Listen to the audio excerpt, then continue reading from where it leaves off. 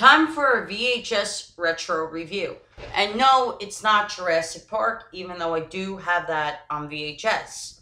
No, it's a 1993 romantic drama comedy, romantic rom-com dramedy, whatever you call it. However, though, it's Sleepless in Seattle. Look, this movie did not age well. I will give you that. It did not age well. How do I put it in terms of Nora Ephron style work that you, the viewer, could understand what this movie's like? If you've never seen it before, if you have seen it, it's kind of like When Harry Met Sally, but with a plot twist at the beginning. That's pretty much what it is. Even though it's a different story from When Harry Met Sally, it has that When Harry Met Sally feeling to it. So, it stars Tom Hanks and Meg Ryan. And now, they're in opposite states in America. Tom Hanks is a widower.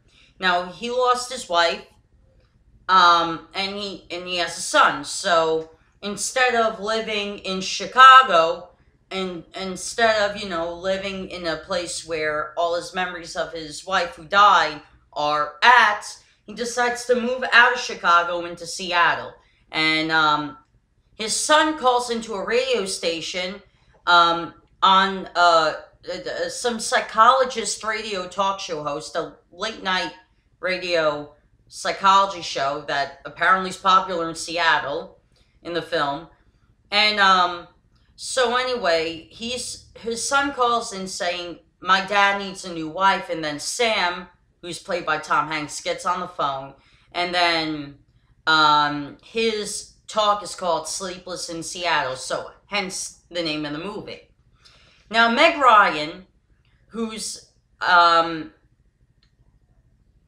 in the other, on the East Coast, in the East Coast of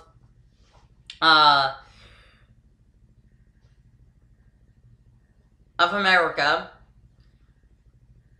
she just happens to pick this up on an AM station, and she's listening to it, and they make some type of connection. And so, anyway, starts her obsession with finding widower Sam, played by Tom Hanks. It's a very forgettable film, unfortunately. It's not one of those, type of romantic films that you remember if you don't see it again. It's not like When Harry Met Sally, that we all know that film because we all seen it more than once and we all love the film because it's funny, it's romantic, and it also has some drama to it, but it's memorable. We know familiar lines like, I'll have what she's having, for example. But this movie is very forgettable. It's like one of those movies that if they're on TV, you'll watch it, but if you don't see it, you don't miss it.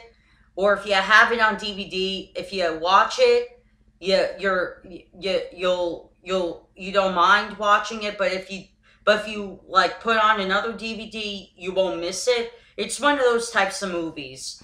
But there are good things and bad things about this movie.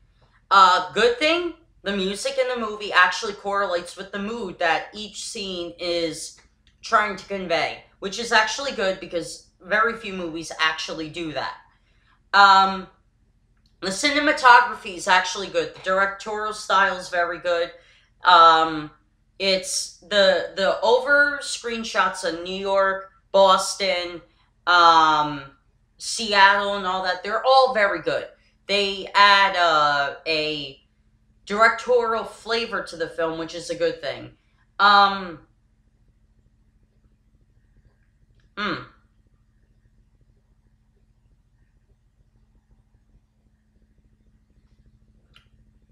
That's about it.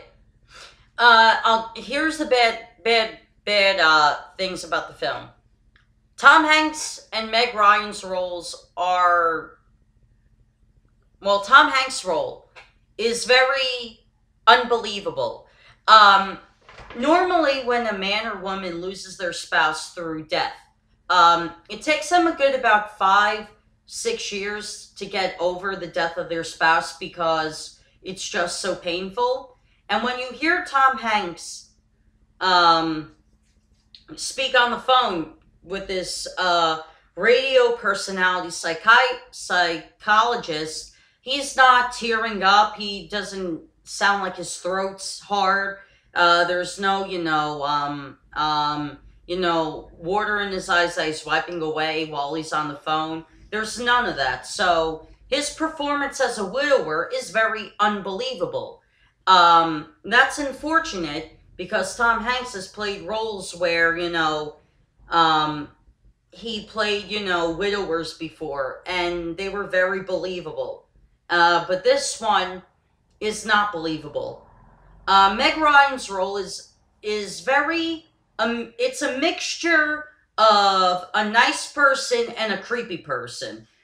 She's obsessed with finding this guy, and she fantasizes about him constantly, which kind of correlates Fatal Attraction and her character, to Glenn Close's character at that. So her performances are very creepy and nice in this film. It's a 50-50 percentage on Meg Ryan's part. The kid is annoying. The kid never shuts the fuck up in this movie. Never. Not for 1 second. If you had a stopwatch while watching this movie, every time this kid's talking, believe me, this kid never stops talking. In the film, the kid's annoying. The second woman that Tom Hanks dates in this movie, her cackling hyena laugh is annoying. It's like I want a muzzle every time I watch this movie now with that second woman that Tom Hanks chooses to date. I want a muzzle on my ears. That's how annoying her laugh is.